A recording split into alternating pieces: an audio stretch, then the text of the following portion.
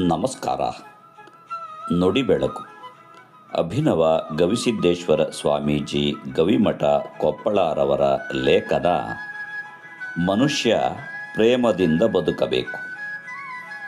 ದ್ವೇಷ ಹೋಗಲು ಏನು ಮಾಡಬೇಕು?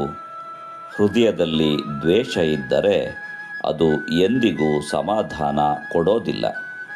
BP, ಮಧುಮೇಹ, ಪ್ಯಾರಾಲಿಸಿಸ್ ಮುಂತಾದ ರೋಗಗಳ ತಾಯಿ ಬೇರು ಅಂದರೆ ಅದು ದ್ವೇಷ. ಮನುಷ್ಯ ಆರಾಮವಾಗಿ ಇರಬೇಕು ಅಂದರೆ ಪ್ರೇಮಿಸಬೇಕು, ಎಲ್ಲರನ್ನೂ ಪ್ರೀತಿಸಬೇಕು. ಪ್ರೀತಿಸುವ ಹೃದಯ ಯಾವಾಗಲೂ ಆರೋಗ್ಯವಾಗಿರುತ್ತದೆ. ದ್ವೇಷಿಸುವ ಹೃದಯ ಅನಾರೋಗ್ಯದಿಂದ ಕೂಡಿರುತ್ತದೆ. ವೈದ್ಯರನ್ನು ಕೇಳಿ, ವಿಜ್ಞಾನಿಗಳನ್ನು ಕೇಳಿ, ಮನೋವಿಜ್ಞಾನಿಗಳನ್ನು ಕೇಳಿ ಇದೇ ಮಾತನ್ನು ಹೇಳುತ್ತಾರೆ. ದ್ವೇಷ ಹೋಗಬೇಕು ಅಂದರೆ ಹೃದಯದಲ್ಲಿ ಪ್ರೇಮ ಬೆಳೆಸಿಕೊಳ್ಳಬೇಕು ಎಂದು ಪತಂಜಲಿ ಮಹರ್ಷಿಗಳು ಹೇಳುತ್ತಾರೆ. ಮನುಷ್ಯನಲ್ಲಿ ಪ್ರೇಮ ತುಂಬಿದರೆ ಜಗತ್ತು ಹತ್ತಿರ ಆಗುತ್ತದೆ. ದ್ವೇಷ ತುಂಬಿದರೆ ಜಗತ್ತು ದೂರವಾಗುತ್ತದೆ. ಉದಾಹರಣೆಗೆ, ಒಂದು ಹುಡುಗನಿಗೆ ಹುಡುಗಿ ಜೊತೆ ನಿಶ್ಚಿತಾರ್ಥ ಆಗುತ್ತದೆ. ಹುಡುಗ 200ರಿಂದ 300 ಕಿಲೋಮೀಟರ್ ದೂರದಲ್ಲಿದ್ದಾನೆ. ಆದರೂ ಹುಡುಗಿಯ ಜೊತೆ ಮೊಬೈಲ್ನಲ್ಲಿ ಮಾತನಾಡುತ್ತಾನೆ. ದೂರದಲ್ಲಿದ್ದರೂ ಈ ಇಬ್ಬರು ಪ್ರೇಮಿಗಳು ಮೊಬೈಲ್ನಲ್ಲಿ ಮೆಲ್ಲಗೆ ಮಾತನಾಡುತ್ತಾರೆ. ಆದರೆ ಜಗಳ ಆಡುವವರನ್ನು ನೋಡಿ, ಹತ್ತಿರ ಇದ್ದರೂ ಕೂಗಾಡುತ್ತಾರೆ. ಅಂದರೆ ಪ್ರೇಮ ಇದ್ದರೆ ಮೆಲ್ಲನೆ ಮಾತನಾಡುತ್ತಾರೆ, ದ್ವೇಷ ಇದ್ದರೆ ಕೂಗಾಡುತ್ತಾರೆ.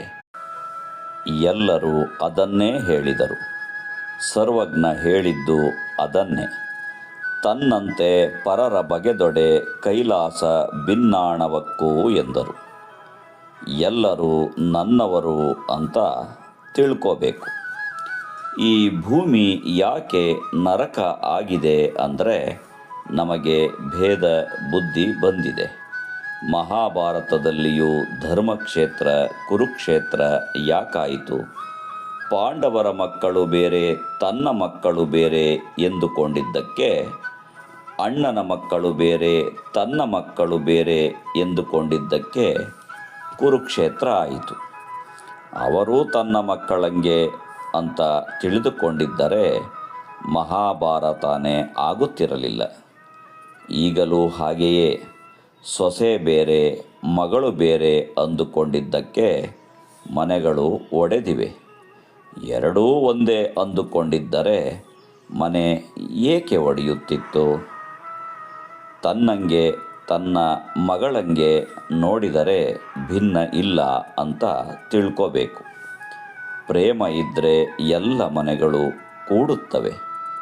ದ್ವೇಷ ಇದ್ದರೆ ಎಲ್ಲ ಮನೆಗಳು ಒಡೆಯುತ್ತವೆ. ಮನುಷ್ಯ ಪ್ರೇಮದಿಂದ ಬದುಕಬೇಕು. ನಾವು ಪ್ರೇಮ ಮಾಡ್ತೀವಿ ನಿಜ, ಆದರೆ ನಾವು ನಿರೀಕ್ಷೆ ಇಟ್ಟುಕೊಂಡು ಪ್ರೇಮ ಮಾಡ್ತೇವೆ. ನಿಸರ್ಗದಲ್ಲಿ ಎಲ್ಲ ಪ್ರಾಣಿ ಪಕ್ಷಿಗಳು ಒಂದಾಗಿವೆ.